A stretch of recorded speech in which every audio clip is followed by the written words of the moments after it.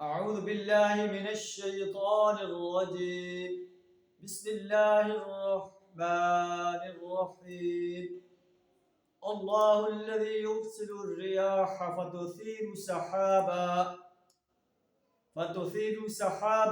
فيبسطه في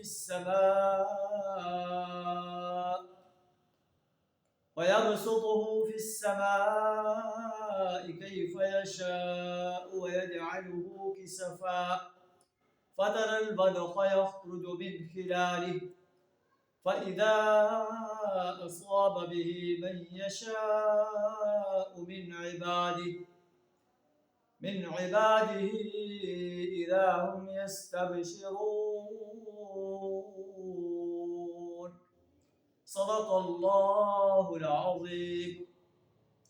اللہ وہ ہستی ہے جو ہواؤں کو بھیجتا ہے، وہ بادل اٹھاتی ہیں، پھر وہ ان بادلوں کو آسمان میں پھیلا دیتا ہے جس طرح چاہتا ہے، پھر انہیں ٹکڑے میں تقسیم کر دیتا ہے. پھر تو دیکھتا ہے کہ بارش کے قطرے بادل میں سے ٹپکتے چلے آتے ہیں. یہ بارش جب وہ اپنے بندوں میں سے جن پر برساتا ہے، جن پر چاہتا ہے برساتا ہے، تو اذا هم یستبشرون، تو وہ شکایت خوش و خرم ہو جاتے ہیں. وَإِن كَانُوا مِن قَبْلِ أَن يُنَزَّلَ عَلَيْهِم مِّن قَبْلِهِ لَمُبْلِسِينَ، اس سے پہلے وہ مایوس ہو رہے تھے بارش کے نزول سے پہلے. فَانظُرْ إِلَىٰ آثَارِ رَحْمَتِ اللَّهِ، اللہ کے رحمت کے آثار کو دیکھو کہ کیسے اللہ بارشوں کو برساتا ہے، اس سے مردہ زمین کو سرسبز و شاداب کر دیتا ہے. اسی طرح اللہ مردہ انسانوں کو بھی زندہ کرے گا. جس طرح مردہ زمین کو سرسبز و شاداب بنا دیتا ہے، ان ذلک لمحیی الموتیٰ، اس انداز سے اللہ مردہ انسانوں کو زندہ کرے گا اور انہیں اپنی عدالت میں کھڑا کر کے ان سے ان کی زندگی کا حساب لے گا.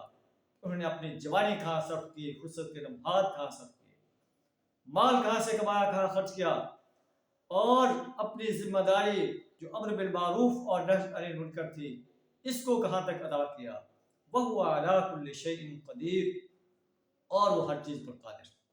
اللہ سے قادر ہمیں ان مناظر قدرت سے اپنی وحدانیت اور یوم حساب کا صحیح شعور عطا فرمائے، اس پر پختہ یقین رکھنے کی توفیق عطا فرمائے. وآخر دعوانا الحمد للہ رب العالمین.